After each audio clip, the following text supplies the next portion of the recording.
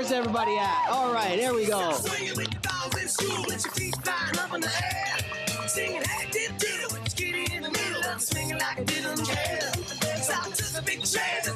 Okay. Hold up. Hey, y'all. Everybody over here. I need everybody over here. If you're over here, I need everybody over here because we are in the presence of royalty. This is the king of rock. There is none higher. Sucker MCs should call him sire. To run my kingdom, you must use fire. But I won't stop rocking till I retire. Yo, over here. Yes. Over here. Yeah, you. Yes. Over here. Ted, I'm looking right at you in the eyes. Come on over here. All right. This is an honor. Well, thank you. For sure. So this programming today is called Culture Shifters. Right. And you, sir, have literally shifted the culture for, by my count, 40 years or so? 42 years. 42. Well, who's counting? So there's been so much written about Run DMC, about you. What I like to do in our time together, because we don't have a ton of time, is to sort of get at the stories that aren't told so much. All right. I want to get the things that can help these groups of marketers navigate culture with the kind of confidence that you all did from the start. Right. Well, let me just say this. Culture begins with conversation. The conversation leads to cooperation. You operate together. We all are operating together whether we know it or not.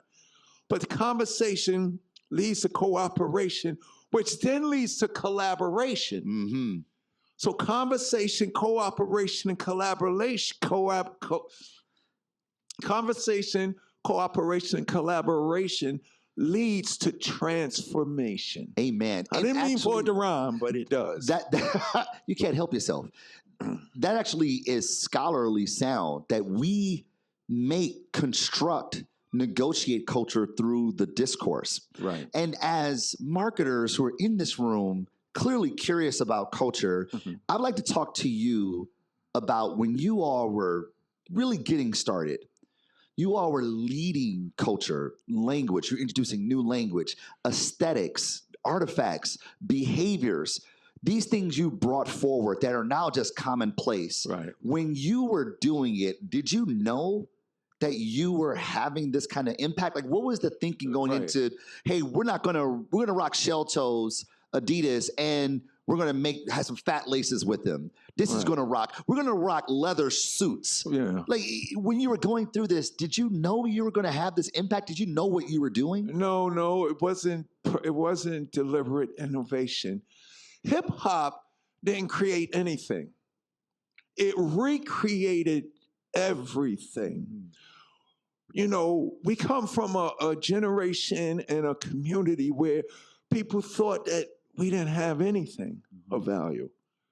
But we took who we was, combined it with what was available, and just by doing that, that spoke to everybody. But the secret is on the record Adidas. Now, it's funny, when I speak to young people, I say, you are so powerful that you don't even have to play basketball to get a sneaker deal. You ain't got to be an athlete. Look at me. Yes. I play no sports, and then I got the same thing that they got. Yeah. But when we was doing it, the secret was on Adidas, when I say, we took the beat from the street and put it on TV. Yeah. We took what was already in existence that everybody was doing, even if it was different materials and products. Yeah. We put it on TV for everybody to see, and everybody, by looking at me in my Adidas and running, with the big gold chains and the hats, whether it was the leather suit or the track suit, everybody from fashion to sports to the everyday person was like, I do that too. Yeah. So our culture connected with everybody because it's the same thing. And what I mean by that is, if you would have came to New York in the 80s and went to a club, You'd be like, oh, shoot, there go Run DMC. Oh, shoot, there go Madonna. Oh, shoot, there go Basquiat. Oh, shoot, there go Africa Bambaataa. Oh, shoot, there go Lou Reed. Oh, shoot, there go the Ramones. So it was all the creative people from different walks of life and religions all in the same place. But you got to look at it like this. The Beastie Boys was a white Jewish punk rock group. Yeah. Now, their Adidas was mud, dirty, and big, but it's still Adidas. That's right. My Adidas got to be clean out the box. That's right. The Beastie Boys shirt, my shirt got to be fresh out the bag, made yesterday. The Beastie Boys want the AC/DC shirt that still smells like beer and piss, but it's still the same thing. My jeans, my Levi's got to be brand new.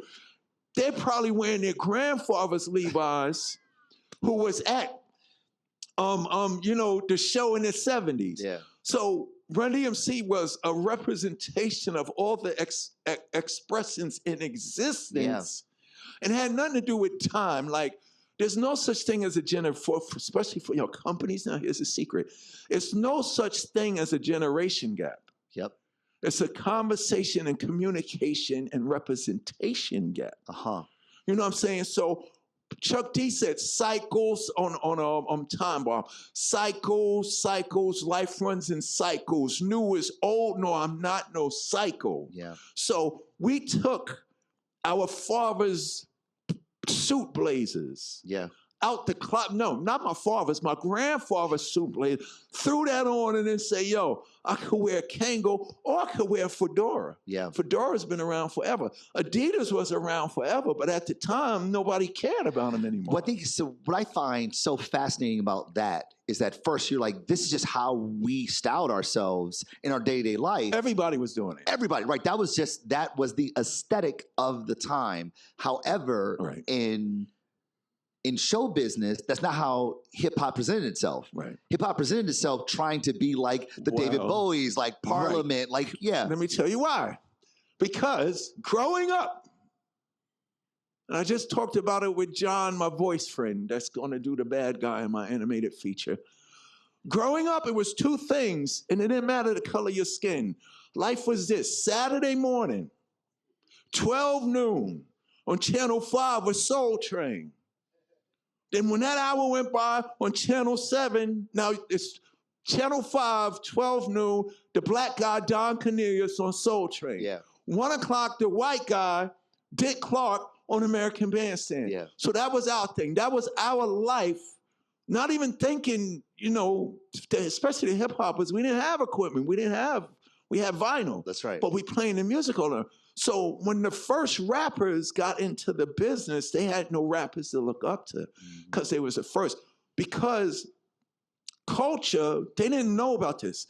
We bringing this new culture in, but the first rappers thought they had to change the appearance of their culture to be accepted. That's right. Accepted. That's right. So Ash and Bambaataa, all the rappers and all the hip hoppers before Run DMC, they dressed like the Rolling Stones, Parliament Funkadelic, and Rick James, because those were their idols. Even though... But Mel and them, of the first rappers, we got that from them. Yeah. So we grew up watching them in the streets, but when our culture got on TV in the show business, they thought they had to change. That's right. To represent. When we came along, our manager, Russ, was like, y'all need stage outfits. So he was like, yeah, but we ain't wearing that.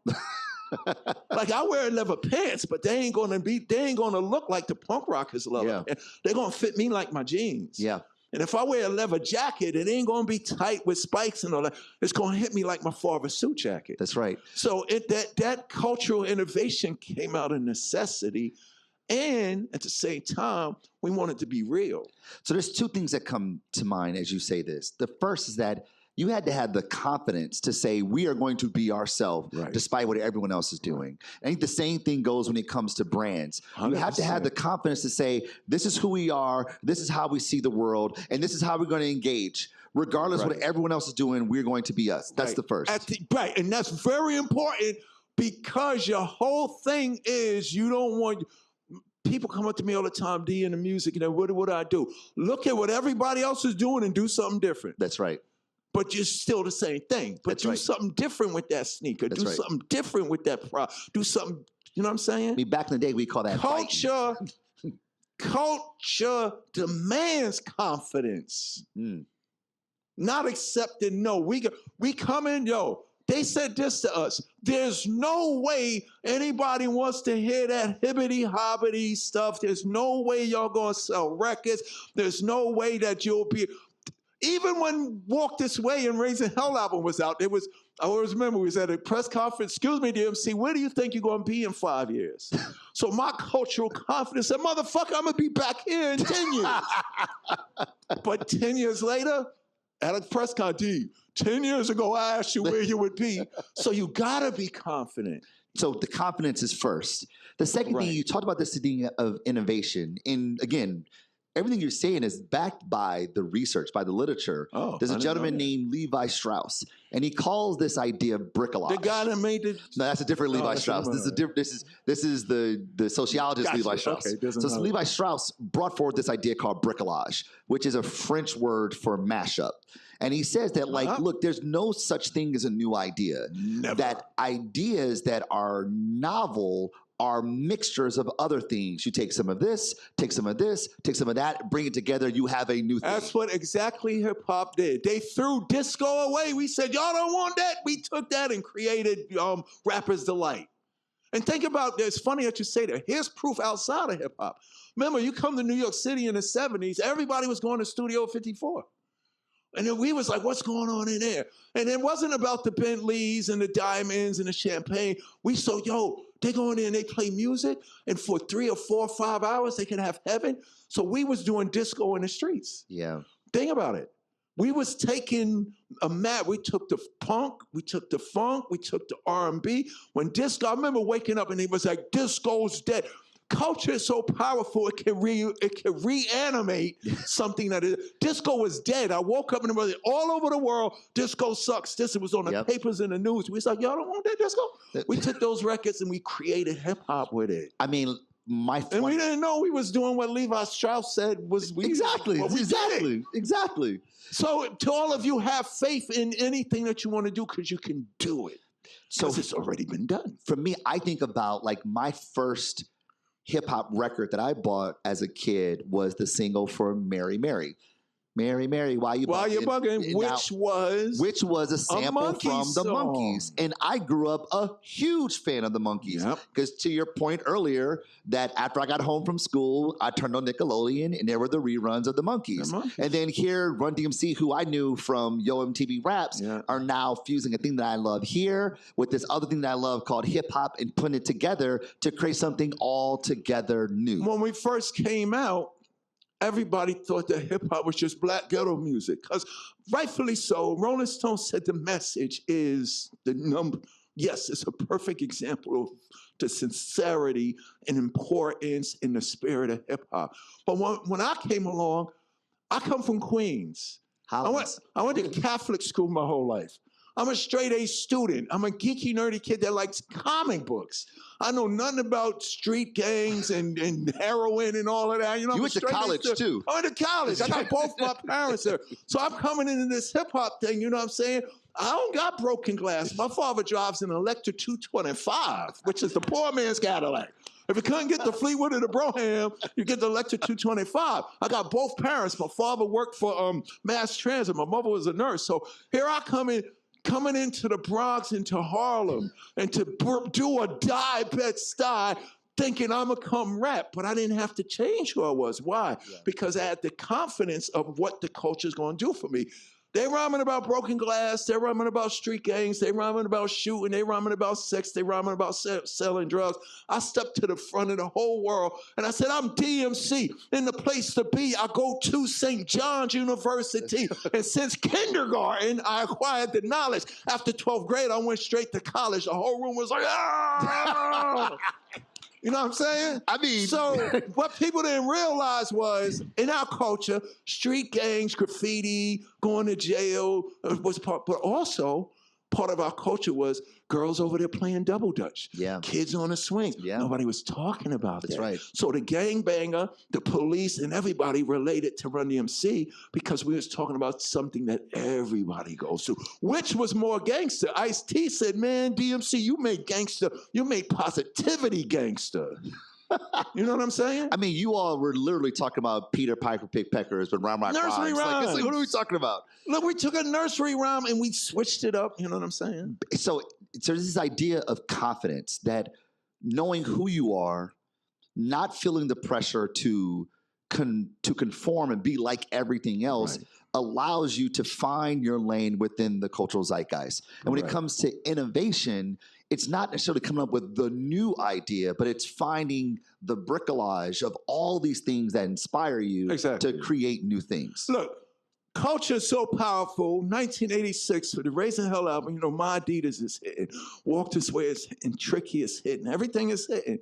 It's so powerful that at our Run DMC, BC Boys, LL Cool J, Houdini, that's the Raising Hell tour.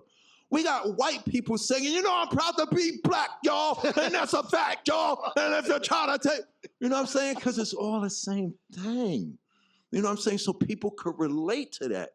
And the other thing is Adidas sitting in LA, they can't understand, you know, when they do, the corporations do their weekly meetings, they going through all the products. They can't understand why this superstar shell toe that was sitting in a closet for the last 20 years, they can't understand. They had to extend the graphs because the sneaker was doing so well. So here's the executives, JB, what's going on? We don't know. So rumor has it, it was an intern, a white intern at that, coming in the room and was like, dude, you don't know? Run DMC made a hip-hop record about the sneaker.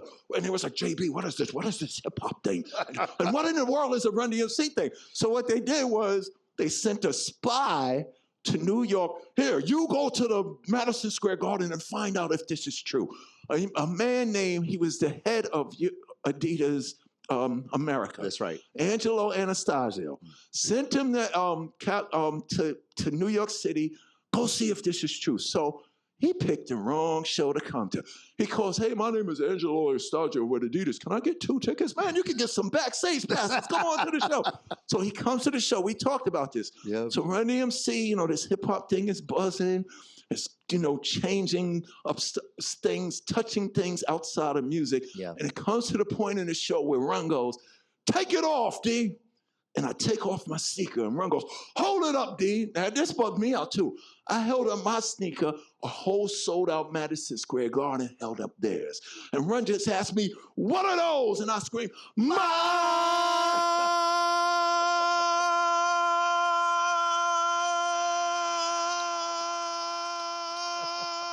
With the echo, Adidas. Angelo runs back. It's true. It's true. There's this thing called hip.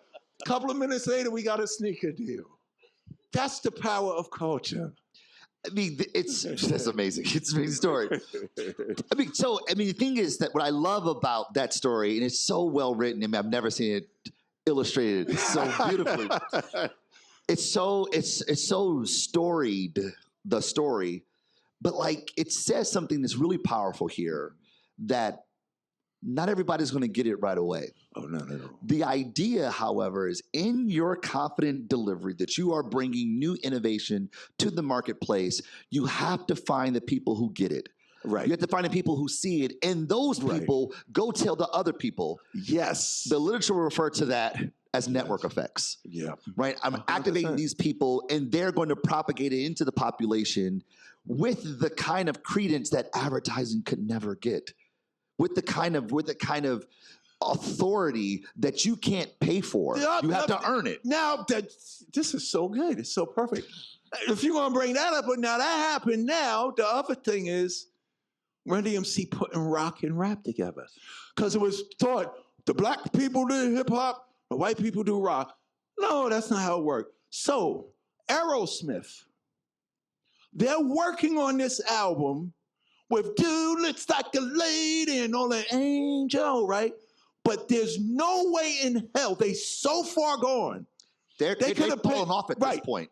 Now, you got to understand, they're in the studio working on that, but they're so far gone, a $300 million promotion and marketing budget wouldn't have saved them. Yeah. They were so far gone, this is my joke, that God, Jesus, and Moses recording with them, nobody would have cared. They're sitting there trying to figure out how and they were gone. Yeah. Label got problems. You spend, we got a $10 million budget. Yeah. No, it's not going to work. The phone rings.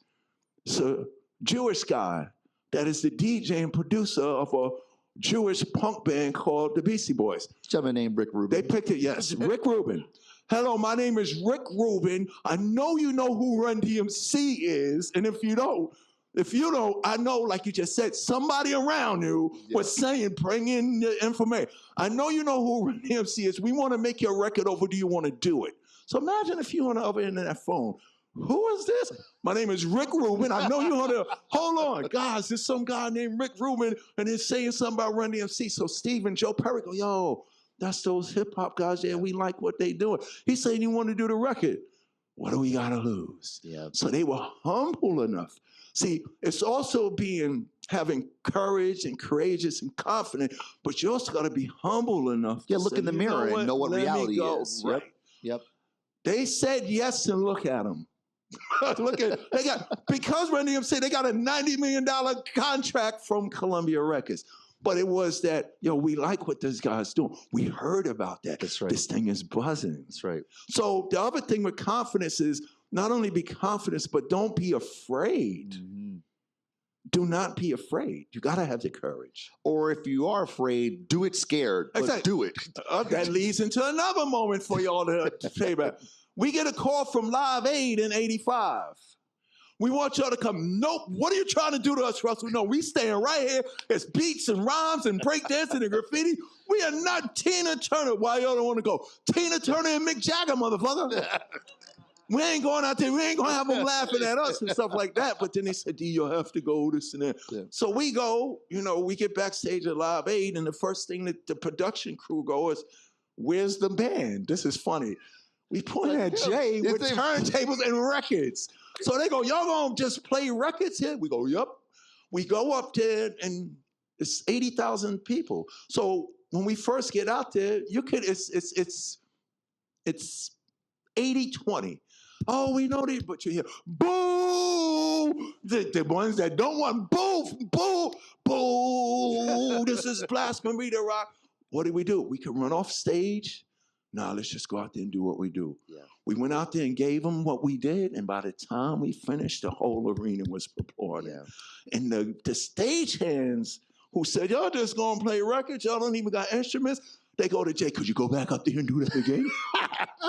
I mean, you are like really laying this out. Like your entire career as cultural shifters have been this idea of confidently innovating by bringing things together that normally are disparate and doing it with great conviction. Exactly. You have spanned the music career and have influenced so many other. That lockup, that Run DMC lockup is like iconic. Right. It's like totem status. But you have since leveraged this space you worked in as a hip hop artist to do more things. Uh-huh. What is the connection between DMC and Darryl, who does all these things that are outside of music? You can call me Darryl. You can call me D. You can call me Darryl Macker. You can call me DMC.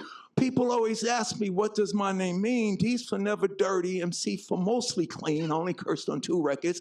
But sometimes I tell them when certain people ask that DMC means that Darryl makes cash. How do you do that? DMC means Darryl makes cookies. I started a cookie company. Now, why is it working? Because everybody loves cookies. People say, you don't eat cookies. I eat a lot of cookies. That's why I go to the gym, because I want to eat my cookies. So I started Darryl Makes Cookies, and it was just a joke. I'm going to start a cookie company, and I'm going to call it Darryl Makes Cookies. That's what the DMC stands for.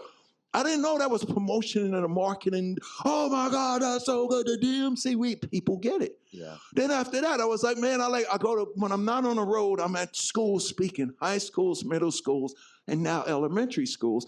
Matter of fact, I did a children's book with Nickelodeon and Paramount here. It's called Darryl's Dream.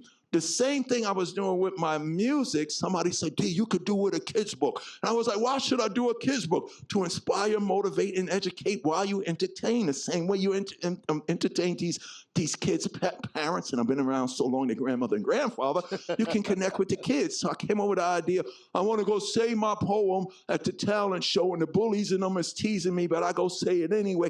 And I get a standing ovation by the whole school. And then the bullies that was teasing me now see that poetry is cool, and now they want me to teach them poetry. Hey, yo, DMC, that's cool. Nah, I ain't teaching you. I could have said that, but I said, yeah, I'm going to teach you, but I ain't going to teach you how to do poetry like me. I'm going to teach you how to do poetry like you, Charlie. And one little kid in the 3rd grade, DMC, why you didn't call the poem in the book hip-hop? And I said, because hip-hop didn't exist when I was that age. But then he put it together. You mean your poem became the hip-hop later? Yeah. So it's all connected. Everything necessary is there. And Eric, when does the Christmas book come out? November 25th. Day after Thanksgiving, I got a book called Darryl's Christmas in Hollis. But it don't just talk about Christmas, it talks about the African Christmas, the Jewish, not Christmas, African celebration, Jewish celebration. So what keeps me going is I realized from cookies to kindergarten to sneakers to rock and roll to heavy metal to Adidas suits to fedoras to Kangol hats to even glasses, except the gazelle, exactly, that everybody relates to. Kids go, yeah, my grandfather told me you the one that made glasses popular in hip hop. But I wasn't wearing them to be cool. I wear them because without my glasses, I can't see. So I had to get up in front of the world. I remembered everybody would call me, hey, Four Eyes, hey, Binoculars, hey, Blonde as a Bat. Kids are so mean, they would hide my glasses from me during class time, but it didn't stop me. I wouldn't even tell on the kid that hit my glasses. I go, teacher, can you move me up to the front of the classroom so I could see the blackboard, so I could get my knowledge on? So I would never let them defeat me. But it's everything that we are, all of us are also. And that's the thing that goes into marketing. A couple of years ago, they wanted to relaunch the DeLorean motor car. Who are they going to call? DeLorean motor car. Yeah. So you have everything necessary, yeah. But for me, Darryl makes comics. I'm doing 3 days down at the Jacob Javits Center because as a kid, before rock and roll and hip hop, it was comic books. All I did from kindergarten to 12th grade was read, collect, draw, not knowing that when I graduated high school, made it to St. John's, Joseph Simmons in the other class who heard about the kid that wrote dope rhymes called me and said, well, my brother lets me make a record, I'm putting you in my group. I was like, I don't do this for real. 4 years later, we start Run DMC. That's right. So you gave us so much here, and I know we're at time, but there's one thing I wanted to mention before we go. The literature tells us that the strongest brands, the most powerful brands, transcend the category. They move beyond the value propositions of the product. My razor sharper, my battery lasts longer, my car goes faster. All these things that we usually do to say that our product is better, the best brands move beyond the category and beyond the product value propositions. You, my friend, have transcended hip-hop, have transcended the music business to being your own brand that's driven by a point of view you have in the world. You've done it with confidence and use that confidence to be innovative so that when you deliver, as you have done for us brilliantly for the last 30 minutes, it is done with great, great conviction. This, to me, is a testament of the kind of brands that shift culture. And for that, I say on behalf of me, Brand Innovators, everyone in this room, and anyone who has ever even heard a hip-hop record, thank you so very, very, very much. Thank you, thank you. And y'all, thank you very much. Appreciate it. Please give it up for DMC. Darryl makes cash. Thank you. Higher, sucker MCs should call me sire. To run my kingdom, you must choose fire. I won't stop rocking.